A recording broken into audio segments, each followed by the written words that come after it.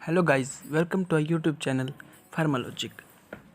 हम डिस्कस कर रहे थे फार्मास्यूटिकल ऑर्गेनिक केमिस्ट्री की। इसके अंदर हमने unit 1 benzene and its derivative और unit 3 fat and oils complete कर दी थी। अब हम शुरू करते हैं यूनिट 2। इसमें हम आज शुरू करेंगे फिनॉल्स टॉपिक। हम पहले इसका इंट्रोडक्शन बात करते हैं कि फिनॉल्स होता क्या है। Phenols are aromatic hydroxy compounds in which the hydroxyl group is directly attached to an aromatic ring. It implies AROH where AR is phenyl. इसके अंदर बेसिकली फिनॉल होता क्या है, एक एरोमेटिक हाइड्रोक्सी कंपाउंड होता है। इसके अंदर एरोमेटिक कंपाउंड के ऊपर हाइड्रोक्साइल ग्रुप अटैच करते हैं, मतलब OH ग्रुप को हम एरोमेटिक रिंग के ऊपर अटैच कर देते हैं। एरोमेटिक रिंग कौन सी होती है, C6H5, जिसको हम फिनाइल भी बोलते हैं। उसके ऊपर OH ग्रुप अटैच करते हैं तो वो फिनॉल हो गया। Phenyl plus OH group phenol हो गया। इसको हम 3 टाइप में क्लासीफाई कर सकते हैं। फर्स्ट है monohydric phenol. 1 hydroxyl group is attach to the aromatic ring. जिस एरोमेटिक रिंग के अंदर एक हाइड्रोक्साइल ग्रुप हो, एक OH ग्रुप हो, इसको हम मोनोहाइड्रिक फिनॉल बोलते हैं। जैसे फिनॉल हुआ, ऑर्थाक्रिजोल हुआ, मेटाक्रिजोल हुआ या पैराक्रिजोल हुआ, इसके अंदर एक ही हाइड्रोक्साइल ग्रुप है तो यह मोनोहाइड्रिक फिनॉल हुआ। और सेकंड क्लासिफिकेशन इसकी dihydric. 2 hydroxyl group are attach to the aromatic ring. इस क्लासिफिकेशन में 2 हाइड्रिक ग्रुप, मतलब कि 2 OH ग्रुप अटैच है तो ये डाइहाइड्रिक हो गया। जैसे कि कैटचल हो गया, रिजोर्सिनोल हो गया या क्यूनोल हो गया, इसके अंदर 2 OH ग्रुप अटैच है तो डाइहाइड्रिक हो गया। और अगर यहाँ पे 3 हाइड्रोक्साइल ग्रुप हो तो वो trihydric. Trihydric phenol 3 hydroxyl group are attach to the aromatic ring. इसमें एरोमेटिक रिंग जो है फिनाइल C6H5, उसके अंदर 3 OH ग्रुप अटैच होते हैं। जैसे पायरोगलाल हो गया, फ्लोरोग्लूसिनोल हो गया या हाइड्रोक्सी क्यूनोल हो गया।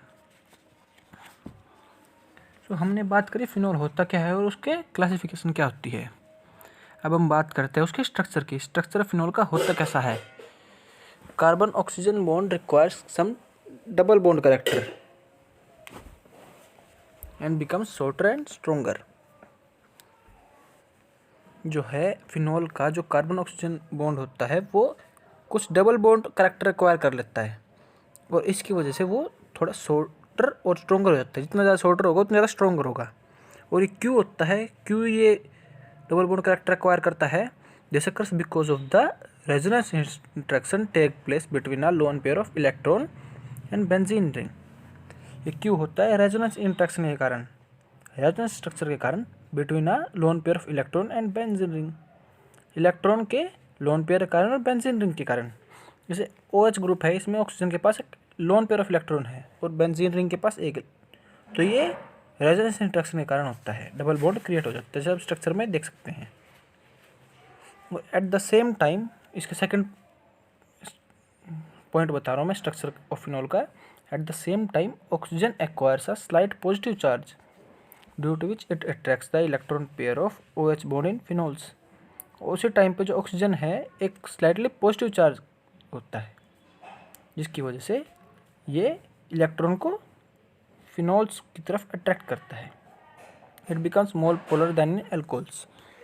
ये एल्कोहल्स के कंपैरिजन में ज़्यादा पोलर होता है ये OH ग्रुप की वजह से, क्योंकि रेजोनेंस इंटरेक्शन फिनॉल में ज़्यादा होता है as compare to alcohol. Next point is the another factor of shorter carbon oxygen bond length in phenol is the formation of carbon oxygen bond by overlap of sp3 hybrid orbital of carbon with sp3 hybrid orbital of oxygen. एक और factor जो क्या होता है कि carbon oxygen bond जो होता है फिनॉल में शॉर्टर होता है एज कम्पेयर टू एल्कोहल। उसका रीज़न ये भी है कि sp3 हाइब्रिड ऑर्बिटल जो है कार्बन के, वो sp3 हाइब्रिड ऑर्बिटल ऑक्सीजन के साथ इंट्रैक्शन करते हैं। जैसे मिथेनॉल का ये एक एल्कोहल ग्रुप हो गया मिथेनॉल, इसका बॉन्ड लेंथ 142 pm है, जहाँ की फिनॉल का 136 pm है। यहाँ पे बॉन्ड लेंथ कार्बन ऑक्सीजन की कम होती है फिनॉल के अंदर। सो हम बात करते हैं फिनोल्स, जिसके बारे में हम डिस्कस कर रहे हैं, जिसका स्ट्रक्चर डिस्कस करा, जिसके क्लासिफिकेशन डिस्कस करी, उसको प्रिपेयर कैसे करते हैं। Phenol also known as carbolic group was first isolated from coal tar. Phenol जिसको हम कार्बोलिक ग्रुप भी बोलते हैं, वो सबसे पहले कोल तार से आइसोलेट किया गया था, पर अब बहुत सारे ये इंडस्ट्रियल मेथड आ गए हैं जिससे हम फिनोल को प्रिपेयर कर सकते हैं। सो हम इस वीडियो में कुछ मेन इम्पोर्टेंट्स ही डिस्कस करेंगे प्रिपरेशंस फिनोल की। तो पहले डिस्कस करते हैं फ्रॉम हेलोअरीन्स, या इसको डोज प्रोसेस भी बोलते हैं। इसमें हम फिनोल को हेलोअरीन्स की हेल्प से प्रिपेयर करेंगे। Chlorobenzene is fused with sodium hydroxide eight 623 Kelvin and 300 atmospheric pressure in presence of diphenyl ether. This reaction yields sodium phenoxide which on acidification gives phenol. इसके अंदर हम क्या करते हैं, एक क्लोरोबेंजीन लेते हैं, उसको हम सोडियम हाइड्रोक्साइड के साथ रिएक्ट करते हैं। उसके अंदर हम टेम्परेचर 623 केल्विन लेते हैं और एटमॉस्फेरिक प्रेशर 300 सेट करते हैं एटमॉस्फेरिक प्रेशर को। तो उसको जब हम रिएक्ट कराते हैं तो हमें सोडियम फिनॉक्साइड मिलता है, और जब हम सोडियम फिनॉक्साइड को एसिडिफिकेशन करते हैं with the help of HCl, हमें NaCl तो साइड प्रोडक्ट रिलीज होता है और फिनोल हमें as a main product achieve हो जाता है। सो जो रिएक्शन है, the reaction probably proceed by the intermediate formation of benzyne. Benzyne की इंटरमीडिएट फॉर्मेशन के कारण ही ये रिएक्शन प्रोसीड होती है, डोज प्रोसेस बोलते हैं इस। सो अब हम इसका second method of preparation discuss करेंगे फिनोल की, जो कि है from Grignard reagent. Grignard reagent के द्वारा भी हम फिनोल को प्रिपेयर कर सकते हैं। फिनोल्स में be prepared by treating aryl magnesium bromide with oxygen followed by hydrolysis of the product. Phenols को हम अराइल मैग्नीशियम ब्रोमाइड को ऑक्सीजन के साथ रिएक्ट करते हैं और उसको हाइड्रोलाइज कर देते हैं, तो हमें फिनोल अचीव हो जाता है।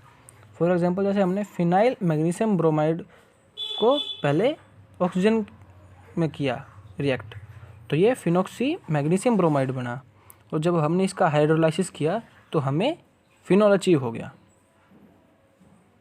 सो अब बात करते हैं थर्ड वे ऑफ प्रिपरेशन की फिनोल की, फ्रॉम फिनोलिक एसिड। हम फिनोलिक एसिड के द्वारा भी बना सकते हैं।